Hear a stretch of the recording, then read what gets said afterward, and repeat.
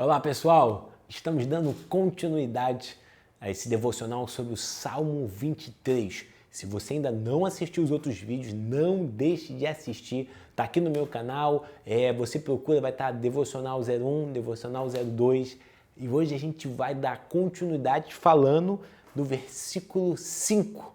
Então pega aí a sua Bíblia no seu celular e pede Salmos 23, versículo 5 diz assim: Tu preparas um banquete para mim na presença dos meus inimigos.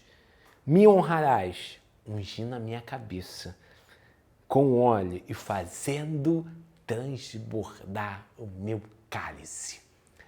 Até o versículo 4 está uma relação de pastor e ovelha. Chega no versículo 5, muda a perspectiva e começa uma perspectiva de anfitrião e convidado. Por que eu estou falando isso? Porque o começo do versículo 5 vai falar: Tu preparas uma mesa para mim. Então, na verdade, tem um anfitrião convidando alguém.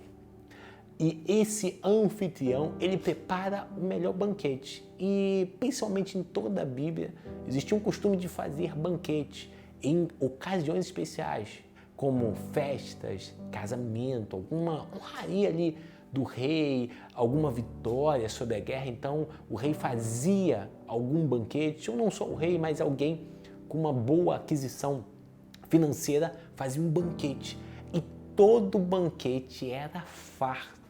Um banquete no tempo bíblico, ele não era aquela coisa contadinha. Você já teve essa experiência de comer em algum lugar, um pedaço de carne meio, 2 pedaços, só tem que botar uma colherzinha de feijão. Um banquete não era assim não, um banquete era algo farto, comida em abundância. E esse anfitrião aqui está se relacionando, apontando para quem? Para Deus.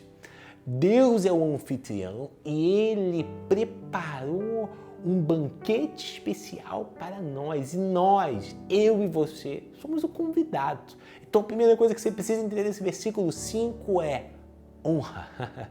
Eu não preparei nenhum banquete. O meu Deus preparou um banquete e me chamou. Tu preparas para mim um banquete maravilhoso. Tu preparas para mim um banquete para mim. Isso é sinal de honra. Honra. É isso que Deus faz com a gente. Deus não é um Deus que quer nos envergonhar. Quem quer nos envergonhar é o diabo, Satanás. Não. Deus, ele quer nos dar honra, preparando isso. E o melhor, como o banquete era farto, vai mostrar um Deus de abundância. Entenda uma coisa, Deus é aquele que nos supre, não aquilo que a gente precisa só, em abundância, espiritualmente e fisicamente. O banquete que Deus tem para você, ele tem fartura. Deus, ele vai te suprir espiritualmente em abundância e materialmente em abundância.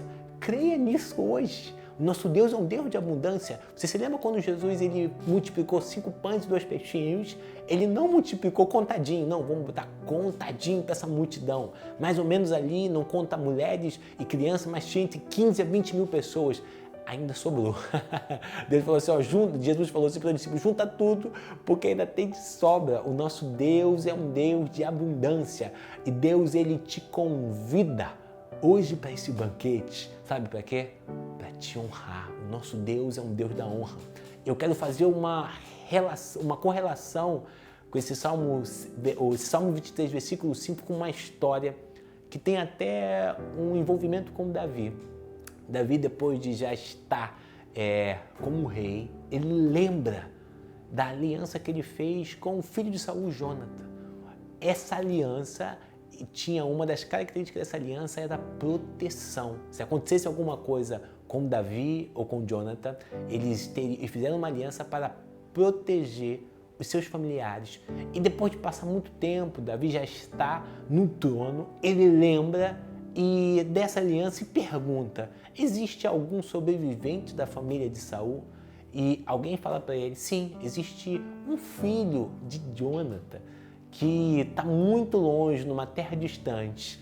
E na mesma hora, sabe o que Davi fala? Ele fala assim: chama ele, porque eu quero que ele se assente comigo na minha mesa todos os dias. Ele vai ter todos os direitos e eu quero ele na minha mesa, dando o quê? Honra para ele.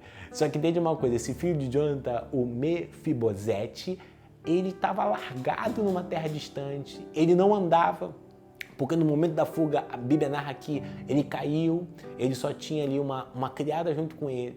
Mesmo com tudo isso, sabe o que Davi fez? Honrou ao filho de Jonathan e colocou ele na mesa. Na mesa. Ele não tinha qualidade nenhuma, ele não tinha mérito nenhum, mas sabe o que Davi fez? Colocou ele na mesa. Sabe o que isso aponta? Aponta para o que Jesus fez conosco.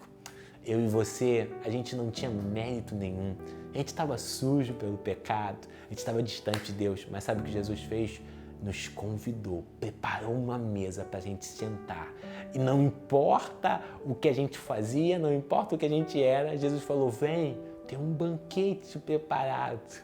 Tem um banquete que eu fiz para vocês. Esse banquete está disponível para mim e para você hoje. E no final desse versículo aqui, fala que prepara para mim na presença dos meus inimigos. Como é Davi que escreve esse salmo, Davi ele tinha uma relação, Davi era um homem de guerra, tanto que a gente vê na história dele, que está em 1 Samuel, 2 Samuel, ali no começo de 1 Reis também, ele era um homem de guerra e as nações ali vizinhas sempre estavam em guerra com Israel. O tempo de Davi foi um tempo de vitória, mas um tempo com muita guerra, tanto que a gente vê em Salomão, seu filho, um tempo de paz. Então, como Davi escreve esse salmo, essa parte prepara para mim na presença dos meus inimigos, está falando do anfitrião ali, que é Deus, preparando um banquete para Davi na presença dos inimigos, e esses inimigos eram as nações vizinhas, era um tempo de guerra que Israel estava vivendo, era uma honra, mostrando o quê? Que Deus, o anfitrião, estava honrando Davi na presença de todos os inimigos dele, com um banquete maravilhoso. E a parte final desse versículo vai falar, ungindo a cabeça com óleo. O óleo era muito usado no Antigo Testamento. O óleo, quem usava muito é dos sacerdotes. A gente lembra do Salmo 133, né, que fala sobre o óleo descendo da barba de Arão. O óleo era muito usado na consagração dos sacerdotes. Só que no Novo Testamento a gente tem a figura do óleo do Espírito Santo.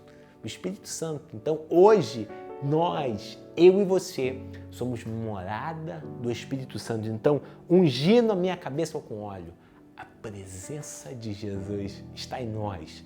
A presença de Deus não fica na igreja, a presença de Deus não fica em algum local específico. Ela mora em mim e em você. Então, esse óleo aqui está apontando no Novo Testamento para o Espírito Santo de Deus, que vive e habita em nós. E finalizando, fazendo transbordar o meu cálice. Essa parte aqui é maravilhosa, porque Davi está falando de um transbordar. Novamente, abundância.